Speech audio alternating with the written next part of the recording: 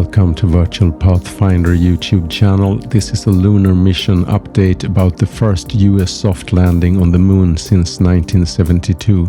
Not only is this the first soft landing in over 50 years, it also marks the beginning of a new era with the cooperation between state agencies and commercial enterprises in lunar landings. The lunar lander was a Nova C lander made by Intuitive Machines called Odysseus or IM-1. It managed to soft land near the lunar South Pole the 22nd of February 2024. The reason for using commercially built carriers is to increase the cost efficiency. It carries 5 NASA payloads and commercial cargo. So the question is, was this cost efficient? From NASA's point of view, it was, without doubt, since they paid $118 million for performing this mission. That is a bargain, although the price tag is a lot higher than the Indian mission Chandrayaan-3, which landed on the moon in 2023 with a budget of only $75 million. The Japanese lunar lander SLIM had a budget of about $100 million, which is roughly the same as Odysseus. These recent missions are a lot cheaper than, for instance, Russia's robotic mission Lunar 25, which tragically crashed on the moon last year, reportedly to have a budget somewhere around $200 million.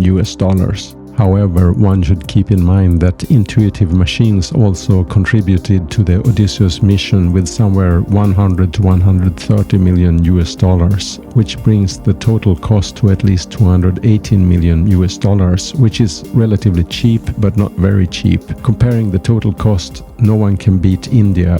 For that reason, I think there will be much more cooperations between nations as well as commercial companies to bring down the cost of the lunar programs. Here is a short background to the recent activities on the moon. It seems we have entered a new space race where the primary goal is the lunar South Pole. The reason for that is that there are indications there are huge amounts of frozen water deep in the polar craters. The moon's axial tilt is very small, which makes the sunlight in the polar regions fall almost horizontally. As a consequence, there are peaks in perpetual sunshine and craters in perpetual shade where frozen water can remain without being vaporized. Water is essential for the maintenance of a permanent lunar base, which is the long-term goal for several of these national lunar programs. Water can be used for sustaining human life, grow plants, and produce rocket fuel. Looking further down the line, during the coming decades, a lunar base will be the stepping stone to send humans to Mars. In other words, a lunar base with access to water can then be used as a gas station on the way to the Red Planet. The Artemis program would gradually increase the infrastructure that later can be used for missions to Mars. What we are seeing now is the beginning of a new space era, with new actors entering the stage. These are the new space nations: China, India, and Japan, as well as commercial interests. That was a short background to the recent activities on the moon. Let's take a look at the IM-1 lunar lander.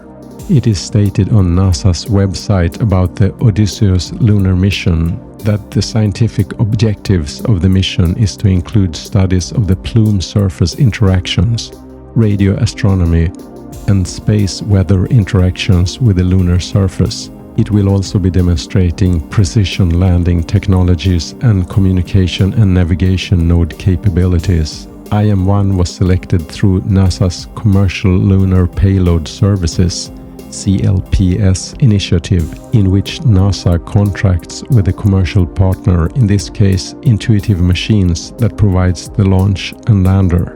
Here are some data about the lander. It is 4 meters tall, 1.57 meters wide. It stands on 6 landing legs and has a launch mass of 1,908 kilograms. It can carry about 100 kilograms of payload to the surface. It uses solar panels to generate 200 watts of power on the surface, charging a 25 ampere-hour battery and a 28-volt DC system. Propulsion and landing use liquid methane as fuel and liquid oxygen as an oxidizer. The scientific payload includes a number of measurement equipments. I will not go into that now, but I may have a closer look at the measurement results later.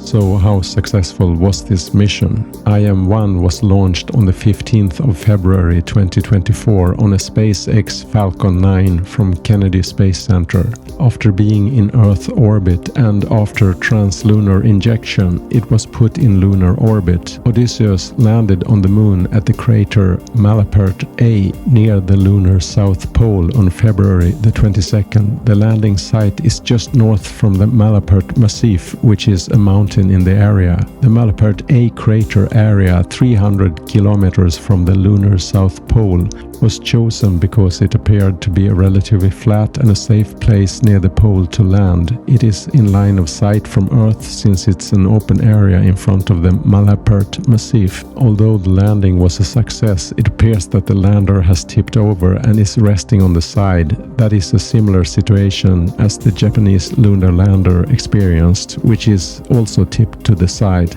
However, it's functional and there are solar panels on the side which are now charging the battery.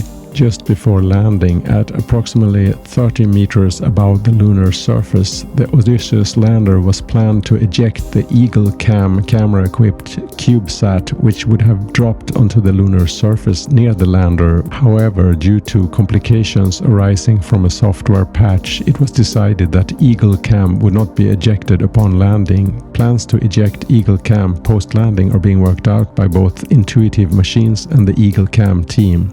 The lander is capable of operating for about 14 Earth days in sunlight. The lunar night will begin about 11 days after landing and it lasts for 14 Earth days. With Sky Safari Pro Stellarium app for iOS, I find that the lunar night begins around the 3rd of March 2024 in this region.